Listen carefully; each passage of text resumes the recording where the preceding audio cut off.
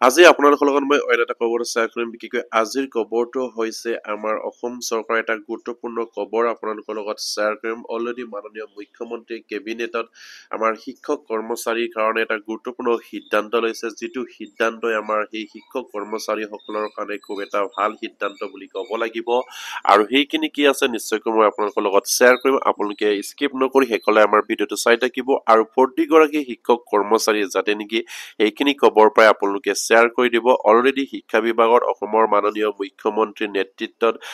ভালেখিনি কাম হৈ আছে সেই কামৰ ভিতৰতে তেখেতসকলে আকৌ এটা নতুনকৈ সিদ্ধান্ত লৈছে যিটো সিদ্ধান্তৰ জৰিয়তে হাজাৰ হাজাৰ শিক্ষক কৰ্মচাৰীসকলৰ সমস্যাখিনি সমাধা হ'ব আৰু এই সমাধা হোৱাৰ যিখিনি কাম সেইখিনি কি তেখেতসকলে সিদ্ধান্ত গ্ৰহণ কৰিছে সেয়ে আপোনালোকৰ লগত মই শ্বেয়াৰ কৰিব ওলাইছো আপোনালোকে স্কিপ নকৰি শেষলৈ আমাৰ ভিডিঅ'টো চাই থাকিব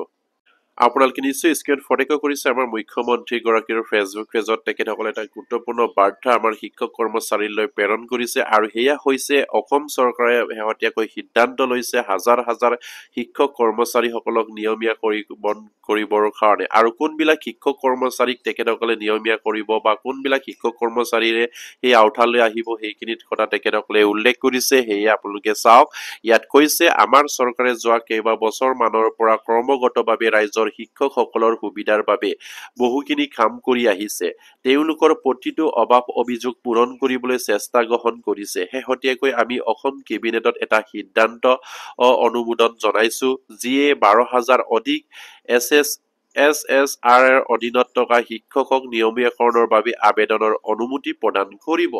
ইয়াত তেখেতসকলে শেহতীয়াকৈ উল্লেখ কৰিছে যে 12,000 SSR শিক্ষক কৰ্মচাৰীসকলক তেখেতসকলে নিয়মীয়াকৰণ কৰিবলৈ উলিয়াইছে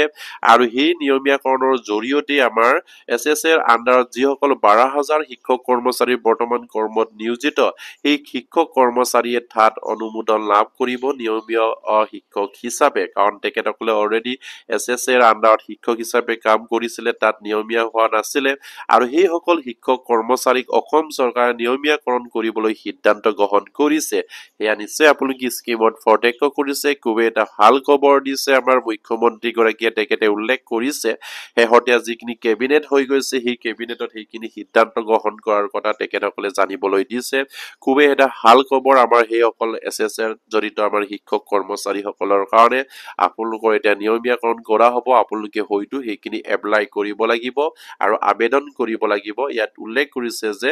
SSR অধীনত থকা শিক্ষকক নিয়মীয়াকৰণৰ বাবে আবেদনৰ অনুমতি প্ৰদান কৰিব মানে অনুমতি প্ৰদান কৰিব বুলি উল্লেখ কৰিছে কিন্তু কেতিয়াৰ পৰা সেই অনুমতি আৰম্ভ হ'ব কিন্তু এতিয়ালৈকে উল্লেখ কৰা নাই সেইখিনি দিন তাৰিখ তেখেতসকলে ইয়াত দিয়া নাই কিন্তু 12,000 SSR আণ্ডাৰত থকা যিসকল শিক্ষক কৰ্মচাৰী আছে তেখেতসকলক নিয়মীয়াকৰণ কৰিব আপোনালোকৰ সমস্যাখিনি সমাধান হ'ব আপোনালোকক হয়তো নিয়মীয়া শিক্ষকলৈ আপগ্ৰেড কৰা হ'ব সেইখিনি মাননীয় মুখ্যমন্ত্ৰীয়ে তেখেতেই উল্লেখ কৰিছে কেবিনেটত সিদ্ধান্ত লোৱাৰ কথাবিলাক আৰু খুবেই এটা ভাল খবৰ আমাৰ সেইসকল শিক্ষক কৰ্মচাৰীসকলৰ কাৰণে কেৱল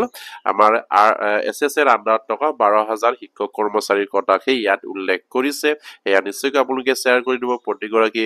SSR আণ্ডাৰত থকা শিক্ষক কৰ্মচাৰী যাতে নেকি এইখিনি খবৰ পায় আৰু এতিয়ালৈকে যদি আমাৰ চেনেলটো ছাবস্ক্ৰাইব কৰা নাই কাইলৈ ছাবস্ক্ৰাইব কৰি দিব নমস্কাৰ জয় আই অসম